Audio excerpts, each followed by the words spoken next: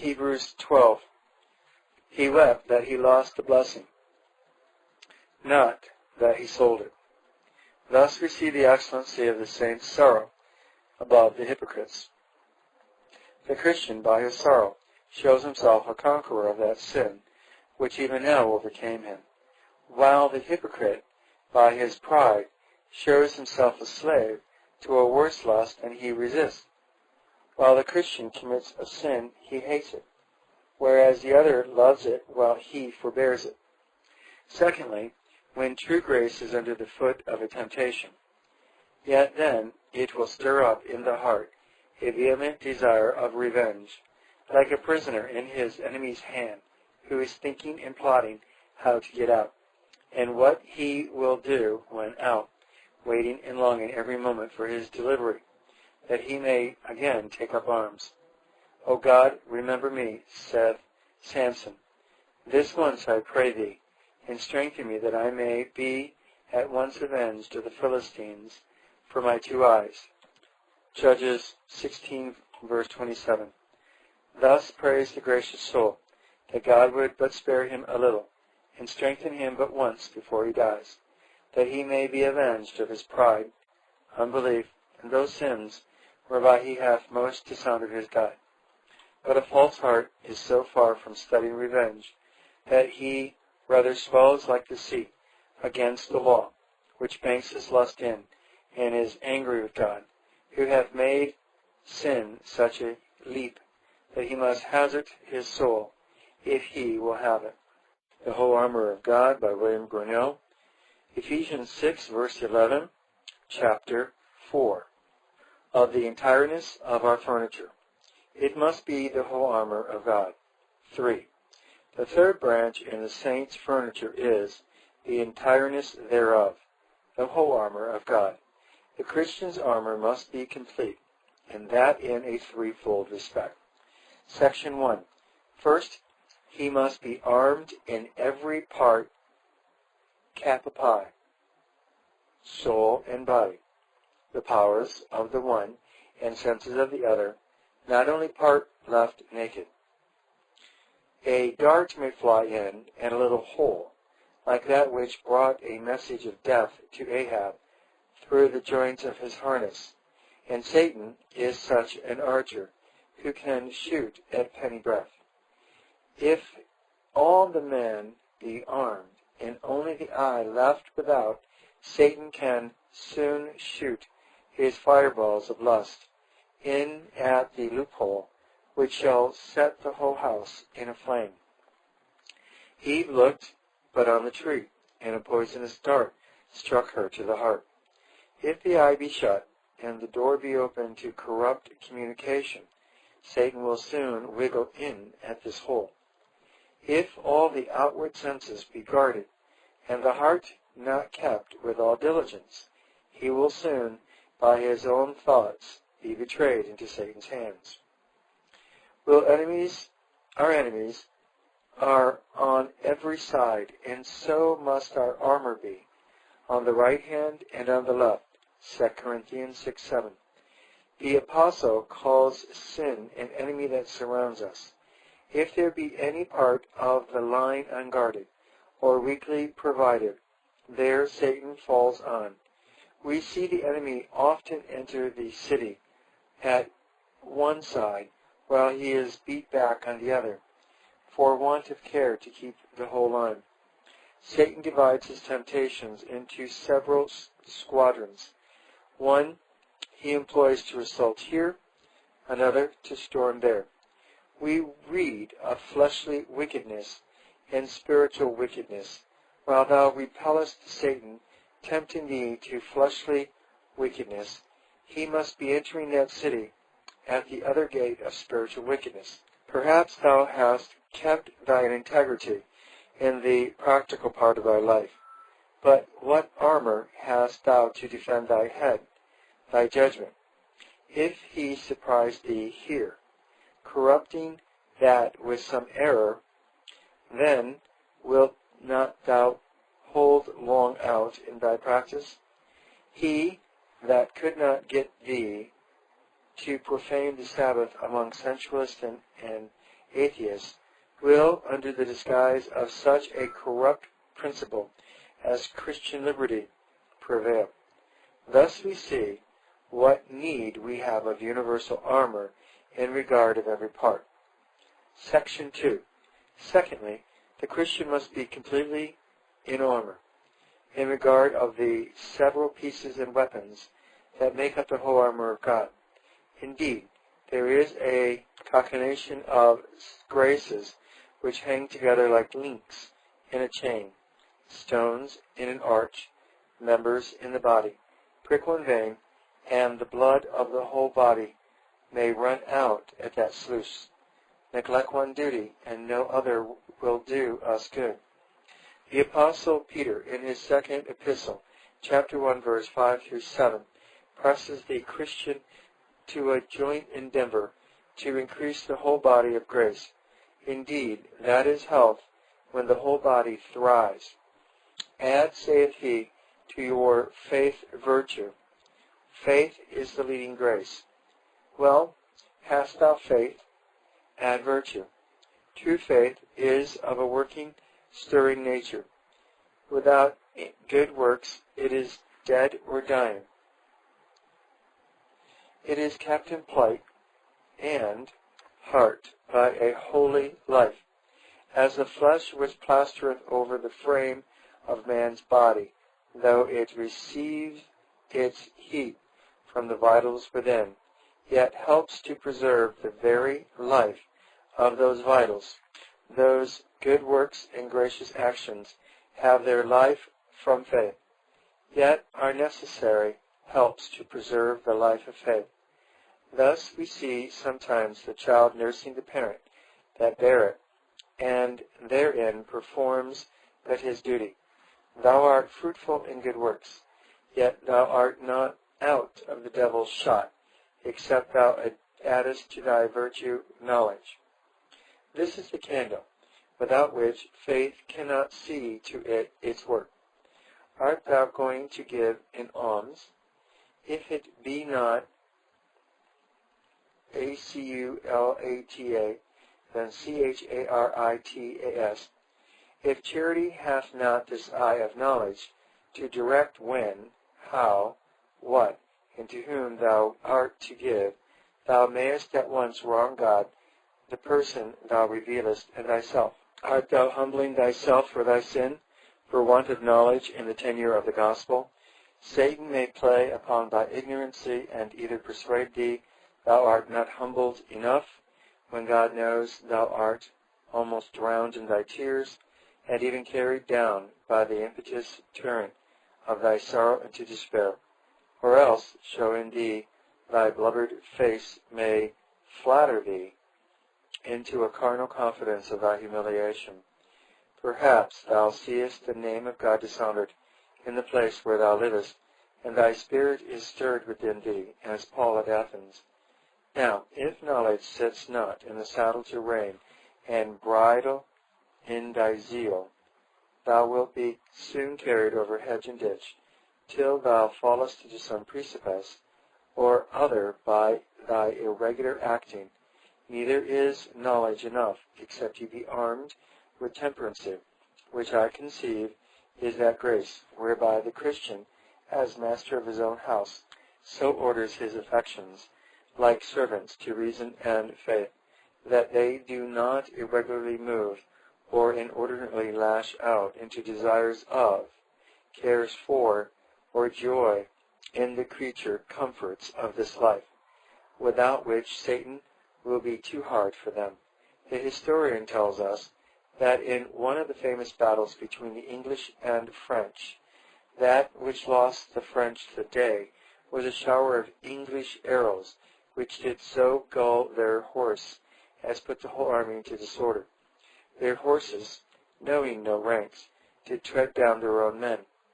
The affections are but as the horse to the rider, on which knowledge should be mounted. If Satan's barbed arrows light on them, so that the desires of the creature prove unruly, and jostle with thy desires of Christ, thy care to keep thy credit or estate. Put thy care to keep a good conscience to disorder.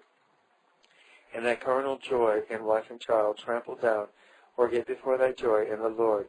Judge on which side victory is like to fall. Well, suppose thou marchest, provided thus far, in goodly array, towards heaven, while thou art swimming in prosperity. Must thou not also provide for foul weather and way? I mean, an afflicted estate? Satan will line the hedges with 1,000 temptations. When thou comest into the narrow lanes of adversity, where thou canst not run from this sort of temptation, as in the campaign of prosperity. Possibly, though thou didst escape the snare of the alluring world, mayest be dismounted by the same when it frowns. Though repentancy kept thee from being drunk with the sweet wines of those pleasures, yet for want of patience thou mayest be drunk with the wine of astonishment, which is in affliction's hand. Therefore, saith the Apostle, to temptation add patience. Either possess thyself in patience, or else some ravishing devil of discontent will possess thee. An impatient soul in affliction is a bedlampite in chains, yet, too, like the devil in his chains that rages against God, while he is feathered by him. Well, hast thou patience? An excellent grace indeed, but not enough. Thou must be a pious man as well as a patient. Therefore, saith the Apostle, to patience add godliness. There is an atheistical stupid patience, and there is a godly Christian patience. Satan benumbs the conscience of the one, and no wonder he complains not that feels not. But the Spirit of God sweetly calms the other, not by taking away the sense of pain, but by overcoming it with the sense of his love. Now, godliness comprehends the whole worship of God, inward and outward. If thou art never so exact in thy morals, and not a worshipper of God, then thou art an atheist. If thou dost worship God, and that devoutly, but not by scriptural rule, thou art an idolater. If according to the rule, but not in spirit and truth, then thou art an hypocrite, and so fallest into the devil's mouth. Oh, if thou didst give God one piece of his worship, and deniest another, still Satan comes to his market. Proverbs 28, verse 9. He that turneth back his ear from hearing the law, his prayer is an abomination to the Lord. Yet Christian, all thy armor is not on. Thy good godliness indeed would suffice, wert thou to live in a world by thyself, or hast nothing to do but in immediate communion with God. But Christian, thou must not always dwell on this mount of immediate worship. And when thou descendest, thou hast many brethren and servants to thy Father, who live with thee in the same family. And thou must comfort thyself becomingly, or else thy Father will be angry. First, thou hast brethren, heirs of the same promise with thee. Therefore, you must add to holiness brotherly kindness. If Satan can set you at odds, he gives a deep wound to your godliness. He will heartily join hearts to a duty that cannot join hands in love. Secondly, there are not only brethren, but servants, a multitude of profane carnal ones, who, though they never have the names of sons and daughters, yet retain to God's family, and thy heavenly Father will have thee walk unblameably, yea, winningly to those who are without. Which thou must do. Thou must add to brotherly kindness charity. But which grace thou shalt be willing to do good to the worst of men, when they curse thee, thou must pray for them. Yea, pray for no less than a Christ a heaven for them. Father, forgive them, saith Christ, while they were shedding his heart's blood. And truly I am persuaded the want of the last piece of armor hath given Satan great advantage in these our times. We were so afraid our charity would be too broad, whereas in this sense, if it be not as wide as the world, it is too strait for the command which bid us do good to all. May not we ministers be charged with the want of this, when the strain of our preaching is solely directed to the saints, and no pains taken in rescuing poor captive souls yet uncalled out of the devil's clutches, who may hail them to hell without any disturbances, while we are comforting the saints and preaching their privileges. But in the meantime, let the ignorant be ignorant still, and the profane profane still, for want of a compassionate charity to their souls, which would excite us to the reproving and exhorting of them, that they might also be brought into the way of life, as well as the saints encouraged who are walking therein. We are stewards to provide bread for the Lord's house. The greatest part of our hearers must not have the children's bread, and should we therefore give them no portion at all? Christ's charity pitieth the multitude, to whom, in his public preaching, he made special application, as in that famous sermon, most part of which is spent in rousing up the sleepy consciences of the hypocritical Pharisees by those thunderclaps of woes and curses so often denounced against them. Matthew 23. Again, how great advantage has Satan from the want of this charity in our families. It is not observed how little care is taken by professing governors of such societies for the instructing their use. Nay, it is a principle which some have drank in, that it is not their duty. Oh, where is their charity in the meantime, when they can see Satan come within their own walls and let him drive a child, a servant, or their own ignorancy and profaneness to hell, and not so much as sally out upon his enemy by a word of reproof or instruction, to rescue his silly souls out of the murderer's hands. We must leave them to their liberty, forsooth, and that is as fair play as we can give the devil. Give but corrupt nature enough of this world, and it will soon struggle in the very principle of God and religion in their tender years. Section 3. Thirdly, the entireness of the saint's armor may be taken not only for every part and piece of the saint's furniture, but for the completeness and perfectness of every piece. As the Christian is to endeavor after every grace, so is he to press after the advance and increase of every grace, even to perfection itself. As he is to add to his faith virtue, so is he to add faith to faith. He is ever to be completing of his grace. It is that which is frequently pressed upon believers. Matthew 5:48. Be ye perfect, as your heavenly Father is perfect, and purify yourself as God is pure. Where we have an exact copy set, not as we could equalize that purity and perfection, which is to come, is in God, but to make us strive the more, when we shall see how infinitely short we fall of our copy, when we write the fairest hand.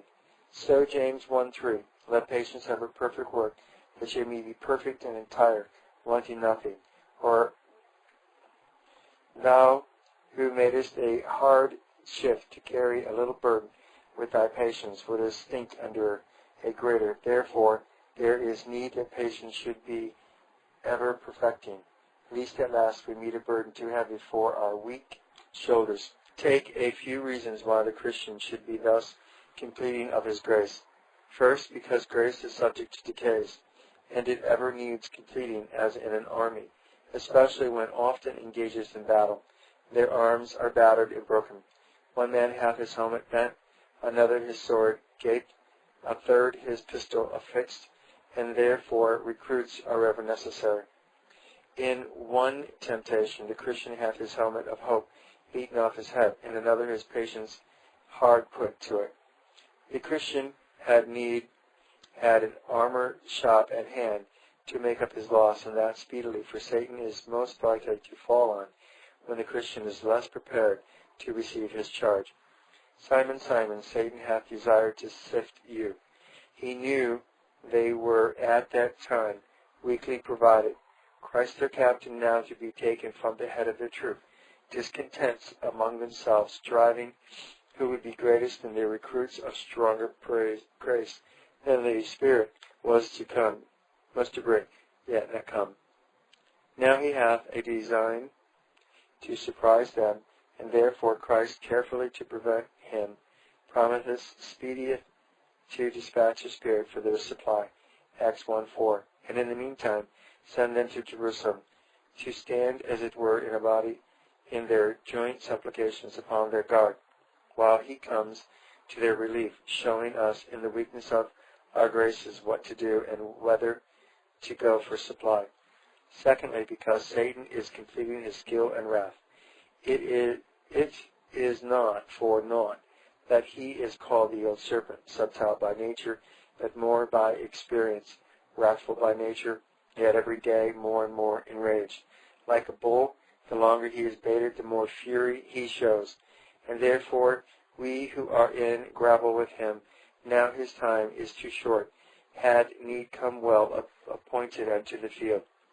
Thirdly, it is the end of all God's dispensations to complete his saints in their graces and comforts. Wherefore does he lop and prune by affliction, but to purge, that they may bring forth more fruit. John 15:2. That is, fuller and fuller. Tribulation worketh patience. Romans 5:3. It is God's appointment for that end. It works. That is, it increases the saints' patience. It enrages indeed the wicked, but meekens the saints. It is his design in the gospel preached to carry on his saints from faith to faith. Romans 1:17. And accordingly he hath furnished the church with instruments, and those with gifts for the perfecting of the saints, and for the edifying of the body of Christ. Ephesians 4:14. Wherefore did the scaffold stand, and the workmen on it, if the building go not up? For us not to advance unto such means is to make the void the counsel of God. Therefore the apostle blames the Christian Jews, Hebrews 5:12, for their non-proficiency in the school of Christ. When for the time we ought to be teachers, we have need that one teach us again, which be the first principles of the oracles of God.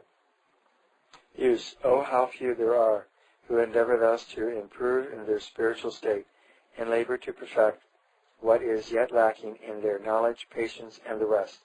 First, tell some of adding faith to faith, one degree of grace to another, and you will find they have more mind to join house to house, and lay field to field. Their souls are athirst, ever gaping for more. But of what? Not of Christ or heaven. It is earth. Earth they never think they have enough of, till death comes and stops their mouths with a shovel digged out of their own grave. With a tormenting life they needs have, who are always crying for more weight, and yet cannot press their covetous desires to death. O sin's the only way, if men would believe it, to quench this thirst to the creature, were to enkindle another after Christ in heaven. Get but a large heart vehemently of thirsting after these, and the other will die alone, as the feverish thirst does when nature comes to her tempter. Secondly, others labor not thus to perfect grace, because they have a conceit.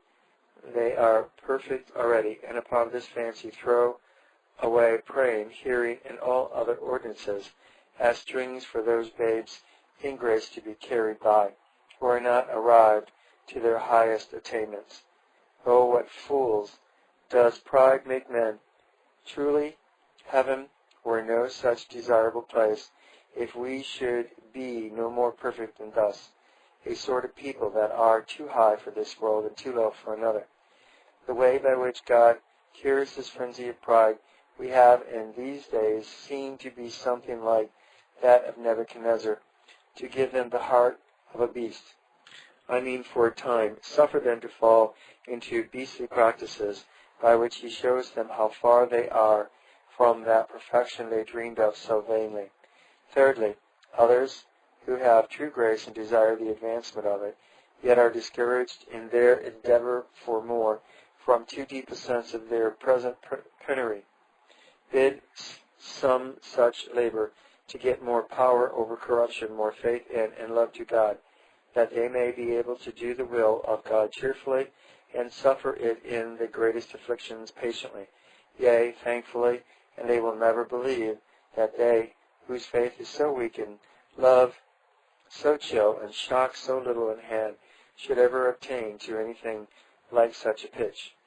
You may as well persuade a beggar with one poor penny in his purse that if he will go and trade that, he shall come to the Lord Mayor of London before he dies. But why, poor hearts, should you thus despise the day of small things? Do you not see a little grain of mustard seed spread into a tree, and weak grace compared to it for its growth at last, as well as littleness at first? Darest thou say thou hast no grace at all? If thou hast but any, though the least that ever had any had to begin with, I dare tell thee, thou, that he that hath done more for thee in that than he should in making that which is now so weak, as perfect as the saint's grace is now in heaven.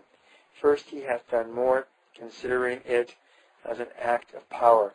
There is a greater gulf between no grace and grace than between weak grace and strong, between a chazo and nothing, than between a chazo and this beautiful frame of heaven and earth. The first day's work of both creations is the greatest. Secondly, consider it as an act of grace. It is a greater mercy to give the first grace of conversion than to crown that with glory. It is more grace and condescent in a prince to marry a poor damsel than having married her to clothe her like a princess. He was free to do the first and or not, but his relation to her pleads strongly for the other. God might have chosen whether he would have given me grace or no, but having done this, thy relation to him and his covenant also do oblige him to add more and more, till he have fitted thee as a bride for himself in glory. And to chapter 4. The Christian in Complete Armor, or The Whole Armor of God, by William Gurnall. Dated 1657. Ephesians 6, verse 11, chapter 5. Of the use of our spiritual armor, or the exercise of grace. The fourth and last branch in the saints' furniture is, the use they are to make thereof, put on the whole armor of God. Briefly, what is this duty? Put on. These being saints, many of them at least, he writes to.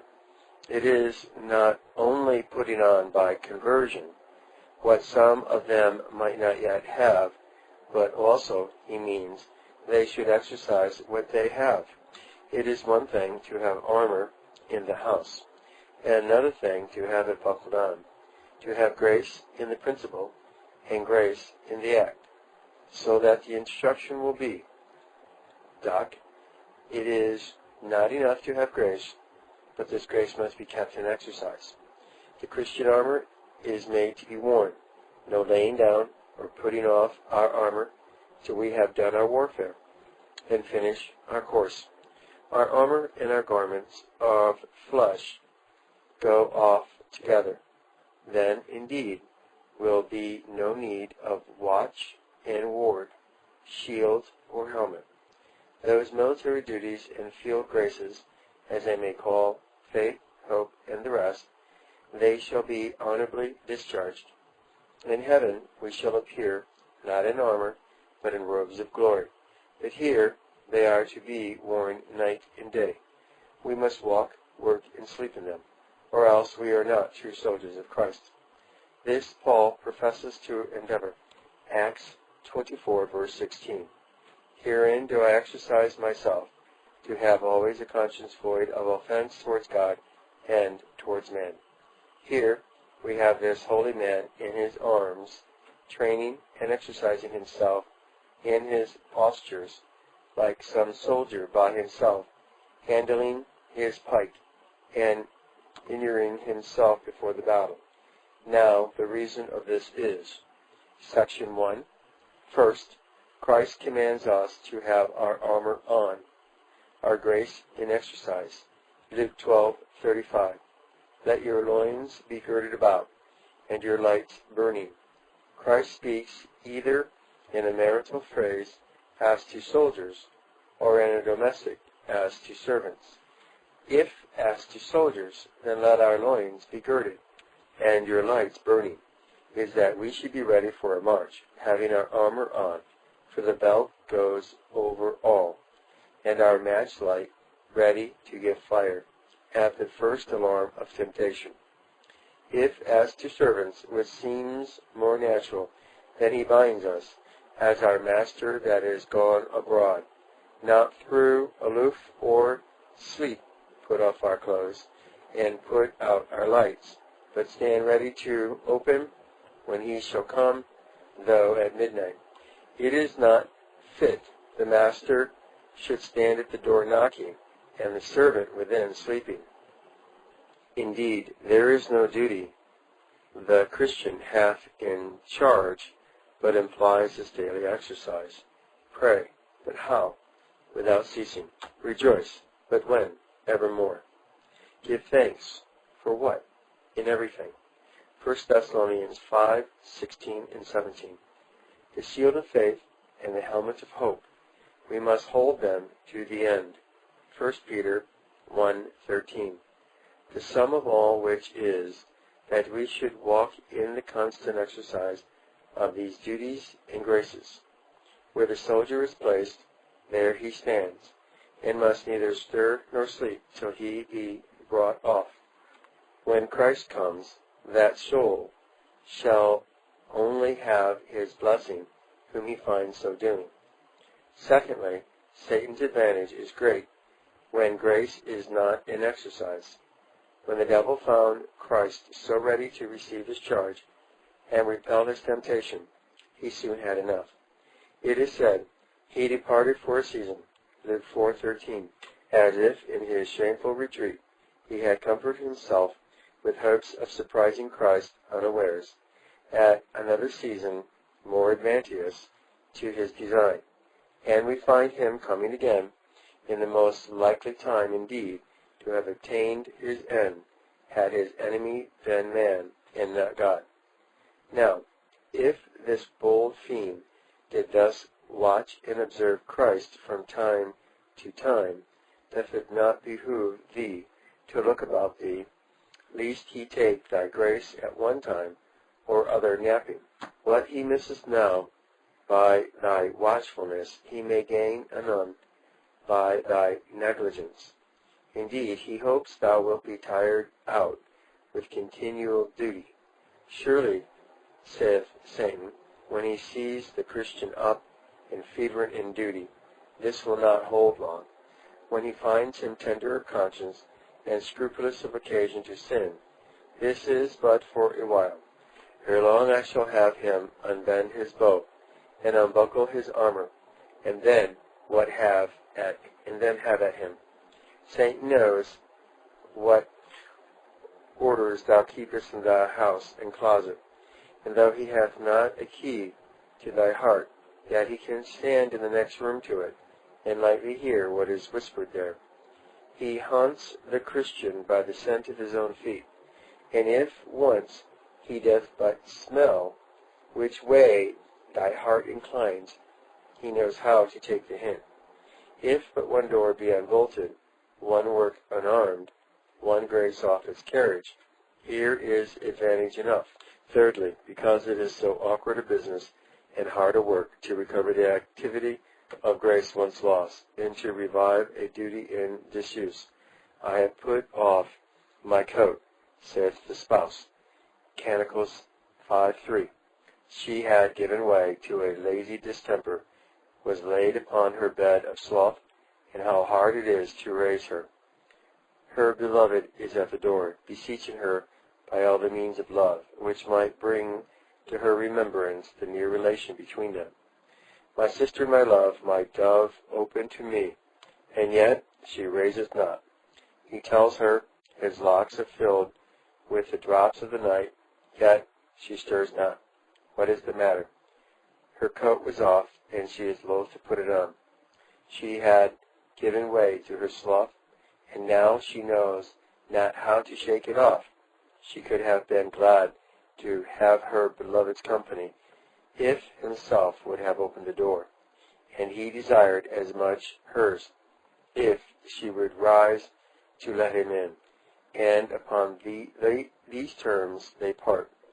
The longer a soul hath neglected duty, the more ado there is to get it taken up, partly through the shame, the soul having played the taunt, now knows not how to look God on the face, and partly from the difficulty of the work, being double to what another finds, that walks in the exercise of his grace.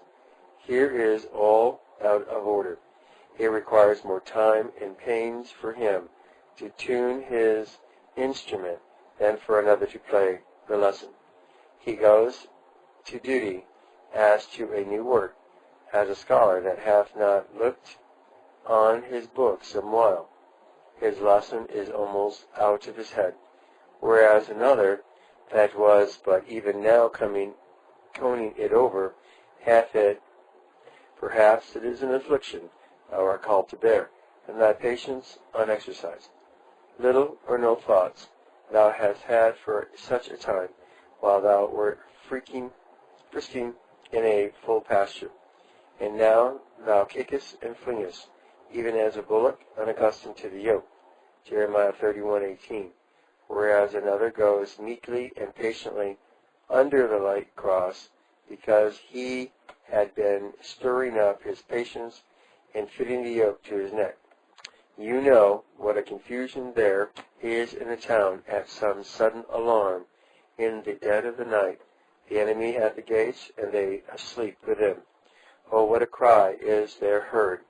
One wants his clothes, another his sword, a third knows not what to do for powder.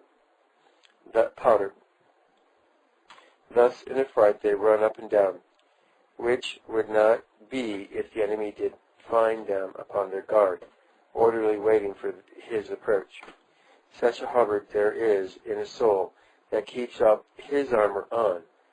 This piece and that will be to seek when he should use it. Fourthly, we must keep grace in exercise in respect of others, our fellow soldiers. Paul had this in his eye when he was exercising himself to keep a good conscience, that he might not be a scandal to others. The cowardice of one may make others run. The ignorancy of one soldier that hath not skill to handle his arms may do mischief to his fellow soldiers about him. Some have shot their friends for their enemies. The unwise walking of one professor makes many others fare the worse. But say, thou doest not fall so far as to become a scandal, yet thou canst not be so helpful to thy fellow brethren as thou shouldest. God commanded the Reubenites and the Gadites to go before their brethren ready armed until the land was conquered. Thus, Christian, thou art to be helpful to thy fellow brethren, who have not, it may be, that settlement of peace in their spirit as thyself, not that measure of grace or comfort. Thou art to help such weak ones, and go before them, as it were, armed for their defense. Now, if thy grace be not exercised, thou art so far unserviceable to thy weak brother. Perhaps thou art a master or parent, who hast a family under thy wing. They fare as thou thrivest, if thy heart be in a holy frame. They fare the better in the duties thou performest. If thy heart be dead and down, they are losers by the hand. So that as the nurse each the more for the baby's sake she suckles. So shouldest thou, for their sake, who are under thy tuition, be more careful to exercise thy own grace and cherish it. Section 2, Object. Oh, but may some say, this is a hard work indeed, our armor never off, our grace always in exercise. Did God ever mean religion should be such a toilsome, burdensome business as this would make it? Answer. Thou speakest like one of the foolish world, and suppose thyself a mere stranger to the Christian life, that speakest thus. A burden to exercise grace? Why, it is no burden to exercise the acts of nature, to eat, to drink, to walk, all delightful to us in our right temper. If any of these be otherwise, nature is oppressed. If stuffed, then difficult to breathe. If sick, then the meat offensive we eat. So take a saint in his right temper. It is his joy to be employed in the exercise of his grace in this or that duty. Psalms 122, verse 1. I was glad when they said unto me, let us go into the house of the Lord. His heart leaped at the motion. When any occasion diverts him from communion with God, though he likes it never so well, yet it is unwelcome and unpleasing to him, as you who are used to be in your shops from morning to night, how tedious it is for you to be abroad some days, though among good friends, because you are not where your work and calling lies? A Christian in duty is one in his calling, as it were, in his shop, where he should be, yea, where he would be, and therefore far from being tedious. Religion is so burdensome to none as to those who are infrequent in the exercise of it. Use makes heavy things light. We hardly feel the weight of our clothes because they fitted to us and worn daily by us, whereas the same weight on our shoulder would trouble us. Thus the grievousness of religious duties to carnal ones is taken away in the saints, partly by the fitness of them to the saints' principles, as also by their daily exercise in them. The disciples, when newly entered into the ways of Christ, could not pray much, or fast long.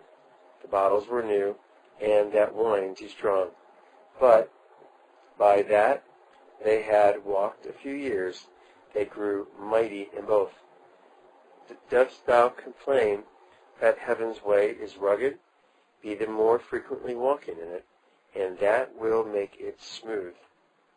But secondly, where this constant exercise of grace, more troublesome to the flesh, which is the only complainer, the sweet advantage that accrues by this to the Christian will abundantly recompense all his labor and pains.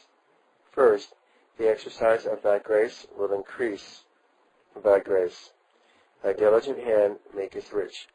A provident man counts that lost which might have been got, not only when his money is stole out of his chest, but when it lies there unimproved. Such a commodity, saith the tradesman, if I had bought with the money in my bags, would have brought me in so much gain, which is now lost. So the Christian may say, my dawning knowledge, had I followed on to know the Lord, might have spread to broad day. I have more understanding, said David, than all my teachers. How came he by it? He will tell you in the next words. For thy testimonies are my meditations. Psalms 119, verse 99. He was more in the exercise of duty and grace. The best wits are not always the greatest scholars, because their study is not suitable to their parts. Neither always proves he the richest man that sets up with the greatest stock. A little grace, well husbanded by daily exercise, will increase, when greater, neglected, shall decay. Secondly, as exercise increases, so it evidences grace. Would a man know whether he was lame or no? Let him rise. He will be sooner satisfied by one turn in a room than by a long dispute, and he sits still. Wouldst thou know whether thou lovest God? Be frequent in exerting acts of love. The more the fire is blown up, the sooner it is seen, and so of all other graces. Sometimes the soul is questioning whether it hath any patience, any faith, till God comes and puts him into an afflicted estate, whether he must either exercise this grace or perish. And then it appears like one that thinks he cannot swim, yet being thrown into the river, then summoning all his strength, he makes a shift to swim to land, and sees what he can do. How oft have we heard Christians say, I thought I could never have endured such a pain, trusted God in such a strait, but now God hath taught me what he can do for me, what he hath wrought in me.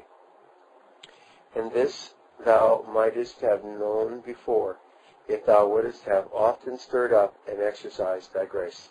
Thirdly, exercise of grace does invite God to communicate himself to such a soul. God sets the Christian at work and then meets him in it. Up and be doing, and the Lord will be with you.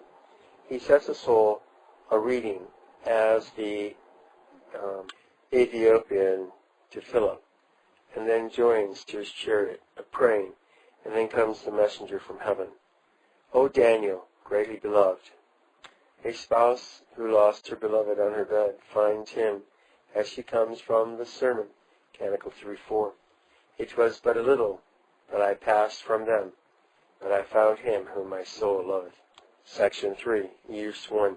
This falls heavy on their heads, who are so far from exercising grace, that they walk in the exercise of their lust. Their hearts are like a glass house. The fire is never out. The shop windows never shut. They are always at work, hammering some wicked project or other upon the anvil of their hearts. There are some who give scope to their lust. What their wicked hearts will, they will have. They pamper their lust as some their children, deny them nothing, who, as it is recorded of David to Adonijah, do not so much as say to their souls, Why doest thou so? Why art thou so proud, so covetous, so profane? They spend their days in making provision for these guests, as at some inns the house never cools, but as one guest goes out, another comes in. As one lust is served, another is calling for attention. As some exercise grace more than others, so there are greater traders in sin that set more a work than others, and return more wrath in a day than others in a month. Happy are such, in comparison of these who are chained up by God's restraint upon their outward man or inward, that they cannot drive on so furiously as these, who by health of body, power, and greatness place riches and treasures in their coffers, numbness and searedness in their conscience, are hurried on to fill up the measure of their sins. We read of the Assyrian that he enlarged his heart as hell, searching out his desires as men do their bags. They are bursting with money to hold more. Habakkuk 2:5. Thus the adulterer, as if his body were not quick enough to execute the commands of his lust, stirs it up by sending forth his amorous glances, which come home laden with idolatry, blows up this fire with unchaste sonnets and luxury, proper fuel for the devil's kitchen, and the malice man, who, that he may lose no time from his lust, is tearing his neighbor in pieces as he lies on his bed, cannot sleep, unless some such bloody sacrifice be offered to his raving lust. Oh, how may this shame the saints!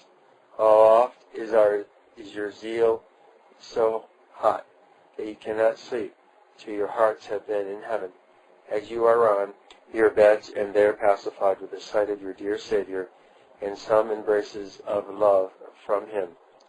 Use 2. It reproves those who flaunt and mock at the saints while exercising their graces. None so jeered as the saint in his calling. Men may work in their shops and everyone follow his calling as diligently as they please, and no wonder made of this by those who pass by in the streets. But let the Christian be seen at work for God, in the exercise of any duty or grace, and he is hooted at, despised, yea, hated. Few so bad indeed, but seem to like religion in the notion they can commend a sermon of holiness, like a discourse of God or Christ in the pulpit. But when these are really set before their eyes, as they sparkle in a saint's conversation, they are very contemptible and hateful to them. This living and walking holiness bites, and though they like the preacher's art in painting forth the same in his discourse, yet now they run from them and spit at them. This exercise of grace offends the profane heart and stirs up the enmity that lies within. As Michal, she could not but flaunt David to see him dancing before the ark. He that commended the preacher for making a learned discourse of zeal will rail on a saint expressing an act of zeal in his place and calling. Now grace comes too near him. A naughty heart must stand at some distance from holiness, that the beams thereof may not bear too strongly on his conscience, and so he likes it. Thus the Pharisees, the prophets of old, these were holy men in their account, and they can lavish out their money on their tombs in honor of them. But Christ, who was more than all of them, he was scorned and hated. What is the mystery of this? The reason was, these prophets are off the stage and Christ on. Use 3. Try by this whether you have grace or no. Dost thou walk in the exercise of thy grace? He that hath clothes surely will wear them, and not be seen naked. Men talk of their faith, repentancy, love to God. These are precious graces, but why do they not let us see these walking abroad in their daily conversation? Surely if such guests were in thy soul, they would look out sometimes at the window and be seen abroad in this duty. And that holy action, grace, is of a stirring nature, and not such a dead thing like an image, which you can lock up in a chest, and none shall know what God you worship. No, grace will show itself. It will walk with you in all places and companies. It will buy with you and sell for you. It will have a hand in all your enterprises.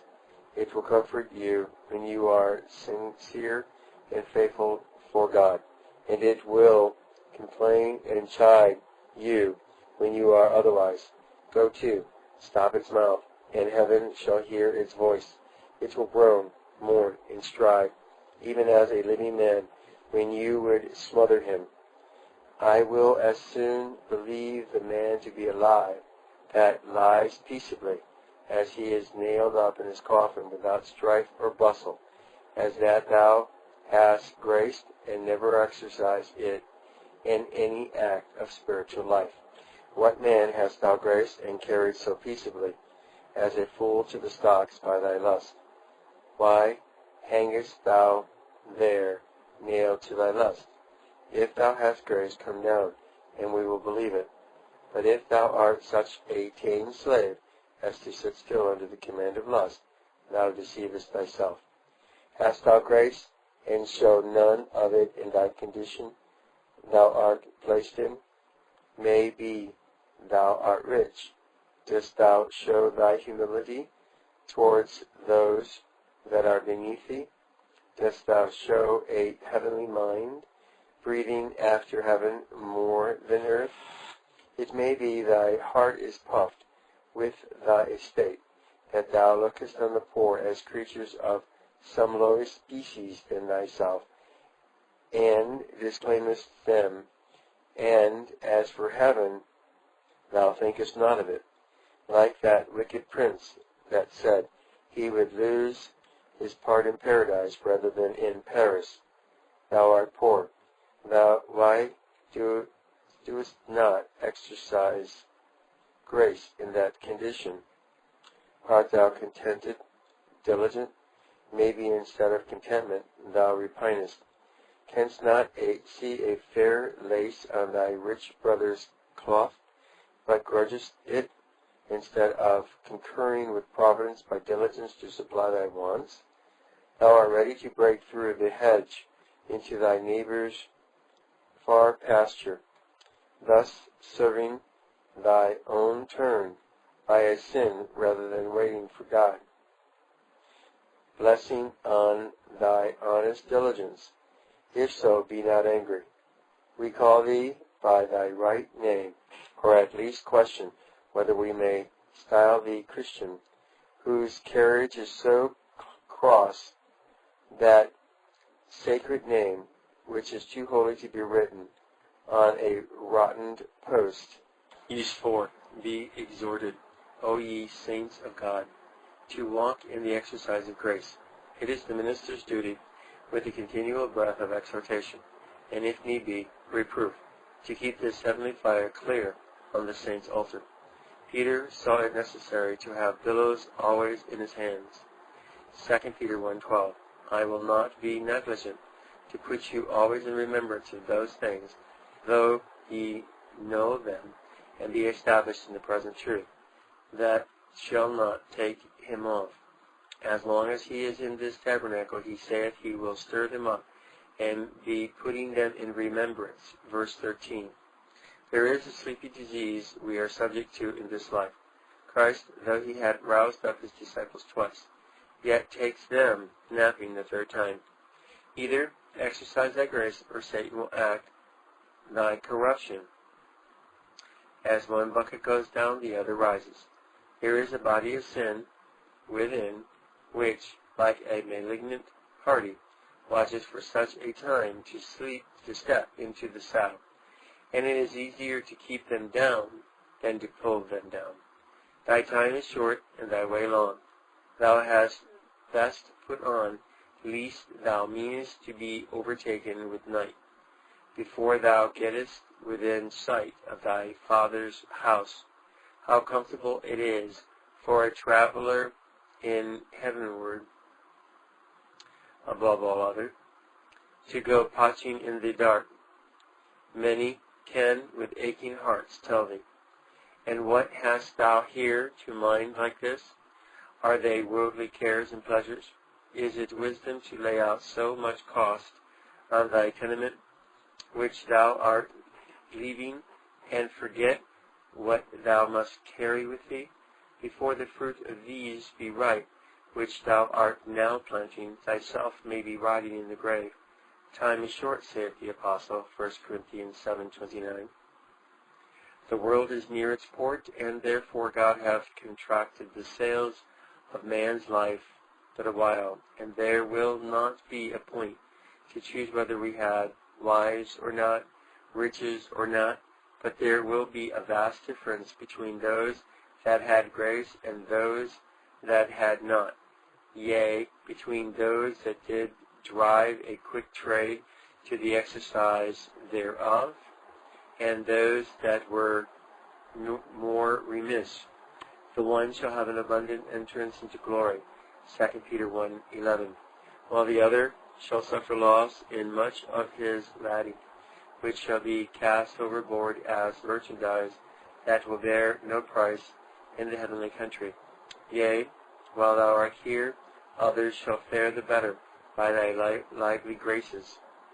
Thy cheerfulness and activity in thy heavenly course will help others that travel with thee. He is dull indeed that will not put on when he sees so much metal for God in thee who leadeth the way. Yea, thy grace will give a check to the sins of others, who never stand in such awe as when grace comes forth and sits like a ruler in the gate, to be seen of all that pass by. The swearer knows not such majesty,